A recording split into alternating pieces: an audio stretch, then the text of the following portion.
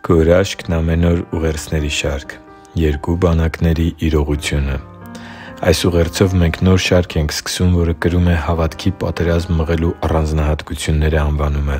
Այս շարքի առաջին ուղերձի մեջ խոսելու ենք հոգևոր աշխարհում երկու բանակների իրողության մասին, որոնց մասին տեղեկանում ենք ճշմարտության միակ և բացարձակ աղբյուր գրքերի Գիրք Աստվածաշնչից։ Սիրելի՛ բարեկամ, Աստվածաշունչը բավականին հստակ տեղեկություններ է փոխանցում հոգևոր աշխարհի երկու իշխանությունների մասին։ Հոգևոր աշխարհում գոյություն ունի երկու թագավորություն՝ Տեր Աստծու, լույսի ու բարության առաքայությունը և Աստծու դեմ ապստամբած հրեշտակների խավարի իշխանությունը։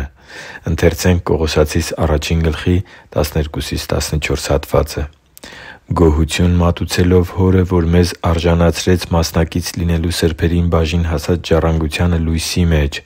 որը մեզ խավարի իշխանությունից ազատեց ու մեզ Իր սիրելի Որդու Արքայության մեջ փոխադրեց, որի միջոցով ունենք փրկություն, մեղքերի թողություն»։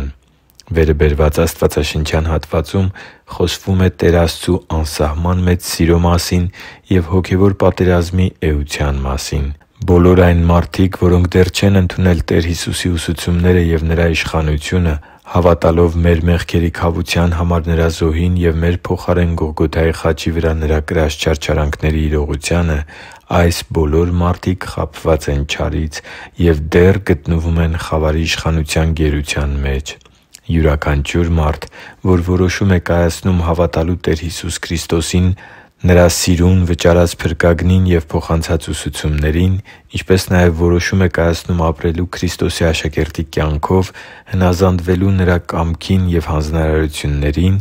իր կյանքում Տեր Աստծու օգնությամբ փշրում է մեղքի ու խաբեության շղթաները և խավարի իշխանության տիրույթից տեղափոխվում է Աստծու Որդու լույսի թագավորության տիրույթ։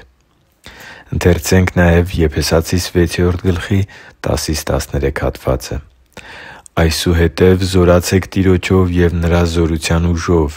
և Աստծու սպառազինությամբ զգեստավորվե՛ք, որպեսզի կարողանաք սատանայի հնարքներին դիմադրել։ Որովհետև մեր պատերազմը արյան և մարմնի դեմ չէ, այլ իշխանությունների և պետությունների դեմ, այս խավար աշխարհի տիրակալների դեմ, երկնքում գտնվող չար ոգիների դեմ։ Դրա համար Աստծու սպառազինությունը վերցրեք, որ չար օրը կարողանաք դիմադրել ու ամեն բան հաղթահարելով հաստատուն կանգնել» (Եփեսացիս 6:10-14)։ Աստծու համար թանկ ու սիրելի՛ զավակ, Աստվածաշունչը հստակ խոսում է երկու հոգևոր իշխանությունների՝ հոգևոր պատերազմի և երկու բանակների մասին, որոնք պատերազմում են միմյանց դեմ։ Այս շարքի հաջորդ ուղերձների մեջ մենք ավելի մանրամասն կխոսենք այդ հոգևոր պատերազմի էության, թշնամու զենքերի, Տեր Հիսուսի աշակերտների հոգևոր զինատեսակների մասին, ինչպես նաև կտեսնենք, որ Աստված ամեն բան հոգացել է, որ Քրիստոսին Տեր ու Փրկիչ ընդունած մարդիկ մշտապես հաղթանակած դուրս գան այդ հոգևոր ճակատամարտերից, եթե անշուշտ կիրառեն Նրա փոխանցած զենքերը և պատերազմեն ոչ թե սեփական պատկերացումներով կամ մոլորեցնողների քարոզներից սովորած կերպով, այլ Աստվածաշնչի փոխանցած ճշմարտությունները կիրառելով։ Հոգևոր կյանքում երկու բանակների առկայությունն անհերքելի իրողություն է, որն անտեսելը մարդու կյանքում շատ աղետների պատճառ կարող է դառնալ։ Սակայն Աստծու Խոսքը, որ լուսավորել է մեր կյանքի շատ ոլորտներ, կարող է լուսավորել նաև այս կարևորագույն խնդիրը, որպեսզի մենք մշտապես հաղթող լինենք, քանի որ հնազանդվում ենք Տեր Աստծու Խոսքին և պատերազմում ենք Նրա ուսուցանած մարտավարությամբ ու Նրա փոխանցած զենքերով։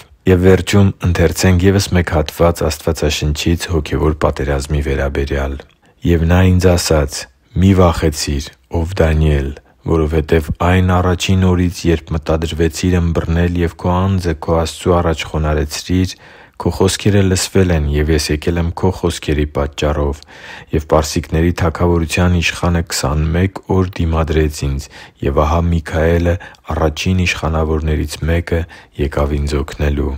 (Դանիել 10:12-13 խոսքեր)։